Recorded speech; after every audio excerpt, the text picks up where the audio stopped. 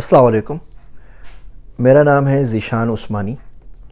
آج کی یہ ویڈیو تھوڑی سی مشکل ہے، دیکھیں اگر ہم لوگ اس کو انشاءاللہ تعالی سمجھ سکیں۔ بسم اللہ الرحمن الرحیم۔ رب اشرح لی صدری ویسر لی امری واحلل عقدۃ من لسانی یفقہوا قولی۔ میرا ایک دوست ہے عبداللہ، وہ کہتا ہے جب قدرت کسی سے انتقام لینا چاہے، جب کسی کو چھوڑ دے، جب اسے کسی کی پرواہ نہ ہو، جب کسی سے ناراض ہو جائے، تو سب سے پہلا کام جو کرتی ہے وہ یہ کرتی ہے کہ اس بندے کو بے حس بنا دیتی ہے، اس سے لوگوں کے بارے میں درد، جذبات اور حس چھین لیتی ہے۔ میرے ایک دوست ہیں طارق بلوچ صحرائی صاحب، انہوں نے زبردست کتاب لکھی ہے سوال کی موت۔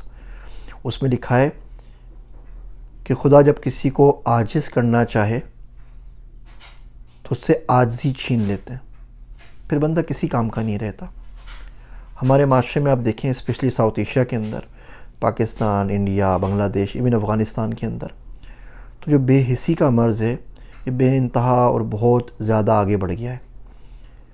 آپ اپنے آپ سے روز پوچھا کریں کہ یار میں بے حس تو نہیں ہو گیا ہوں، کہیں ایسا تو نہیں ہے کہ دنیا میں کیا کچھ ہو رہا ہے اور مجھے اس کی خبر ہی نہیں ہے، اور بس میں اپنی زندگی میں مگن چلا جا رہا ہوں، نہ اپنے سے چھوٹوں کا خیال ہے، نہ اپنے سے بڑوں کا خیال ہے، اور میں بہت زیادہ بے حس ہو گیا ہوں۔ دیکھیے آپ کو چند مثالیں دیتا ہوں۔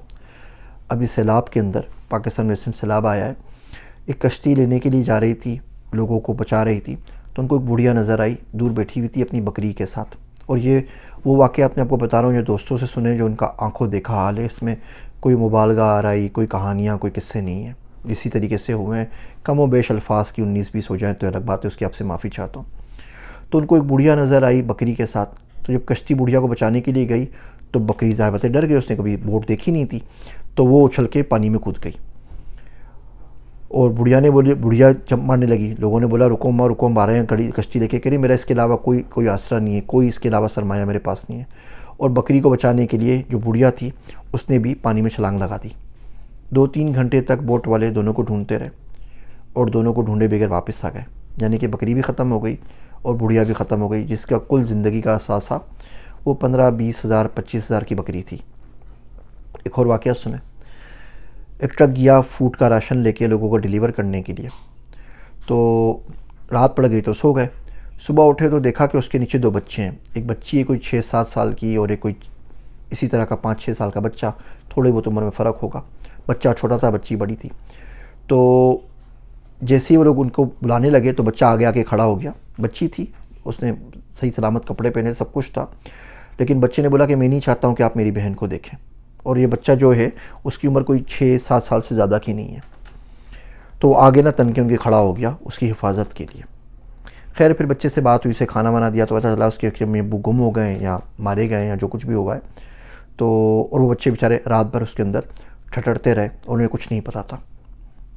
اسی طریقے سے واقعات سے بھرے پڑے ہیں، کتنی حاملہ خاتون ہیں جن کے حمل ضائع ہو گئے۔ ایک کشتی لینے کے لیے گئی تو پتہ چلا کہ جو بیوی تھی وہ دوران زچگی اس کا انتقال ہو گیا، اس کا جو بیٹا تھا اس کا بھی انتقال ہو گیا، باپ بچہ اور 3 بیٹیاں بچیں۔ تو اب وہ ظاہر بات ہے اب کشتی کے اندر وہ یا تو مردہ بندے کو ڈالیں یا اسی کشتی کے اندر کسی زندہ بندے کو ڈالیں، کیا کر سکتے ہیں۔ تو خیر باپ کو بچوں کو بٹھایا، درد کی وجہ سے، غم کی وجہ سے باپ کا کشتی میں انتقال ہو گیا۔ اب 3 بچیاں بچ گئی ہیں، ماں باپ اور جو ہونے والا بچہ تھا وہ سب کے سب مر چکے ہیں۔ اب ایک طرف تو یہ سین چل رہا ہے، دوسری طرف رات کو 2 بجے کال آتی ہے اور پتہ چلتا ہے کہ پاکستان میں صاحب ہیں، ان کو 6 آئی فون چاہیے 14، جس دن ریلیز ہوا ہے نا اسی دن 7 لاکھ کا پاکستان میں فون ہو گیا ہے، 1.5 لاکھ روپے اوپر بک رہا ہے، 8.5 لاکھ روپے کا فون بک رہا ہے اسی پاکستان میں۔ پچھلے دنوں ٹویٹر پہ ایک ویڈیو شیئر کی، صاحب نے بچے کی اپنی پہلی سالگرہ بنائی، بیٹی کی پہلی سالگرہ بنائی، اور اس سالگرہ کے اوپر تقریباً کوئی 32 کروڑ کا خرچہ آیا اسی پاکستان کے اندر۔ تو اللہ نے آپ کو رزق دیا ہے، اللہ نے آپ کو عقل دی ہے، اللہ نے آپ کو صحت دی ہے، اور آپ پہ یہ مشکل نہیں آئی، غریب لوگوں کے اوپر آ گئی ہے، تو خدا کے واسطے ان کا تھوڑا سا خیال کیجئے۔ آپ کو ان کی ہیلپ نہیں کرنی، نہ کریں، آپ کا دل نہیں مانتا نہ کریں۔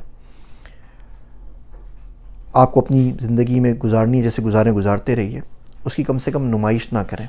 آپ خود سوچیں نا، جس بندے کی بیٹیاں مر گئیں، جس کی ماں مر گئی، جس کا باپ مر گیا، جو خیمے کے اندر 3 دن سے رہ رہا ہے، اس کو کھانے کے لیے پراپر خوراک نہیں مل رہی، وہ جب یہ آپ کی ویڈیوز یا آپ کی کھانے پینے کی تصویریں جو لگانے کا شوق چڑھا ہوا ہے ہمارے معاشرے کے اندر، کہ جس دن 5 اسٹار ہوٹل میں چلے گئے، جب 10 منٹ نہیں گزارتے اور 20 تصویر اپلوڈ کر دیتے ہیں.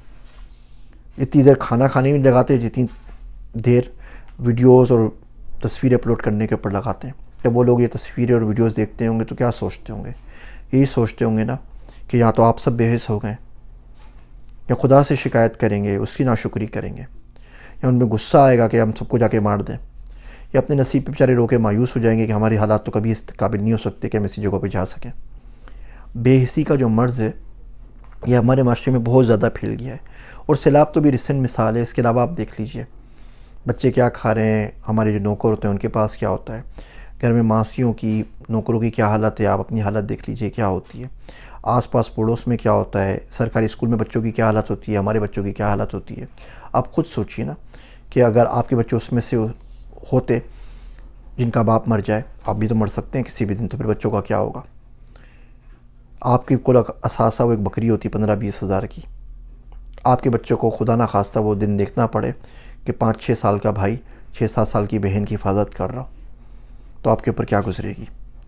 تھوڑی دیر کے لیے رک جائیے، اللہ سے معافی مانگیے.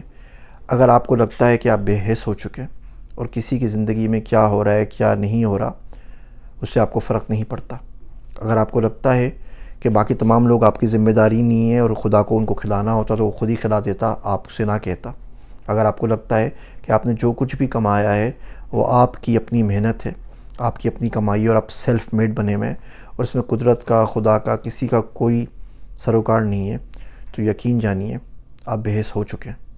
میرا ایک دوست ہے عبداللہ، وہ کہتا ہے کہ جو بھی بندہ سیلف میڈ کا راہ الاپتا ہوا ملے نا، سب سے پہلے چیک کرنا چاہیے کہ بے حس ہوا یا نہیں ہوا. اگر بے حس ہو گیا ہے پھر ایسے بندے سے دوستی کرنی نہیں چاہیے، کیونکہ وہ کوئی صحیح ٹریک کے اوپر چل نہیں رہا. امید کرتا ہوں یہ مشکل باتیں ایک نہ ایک دن آپ کو ضرور سمجھ میں آ جائیں گی. میرے واسطے دعا کیجیے گا. میں ہوں آپ سب کا ذیشان عثمانی.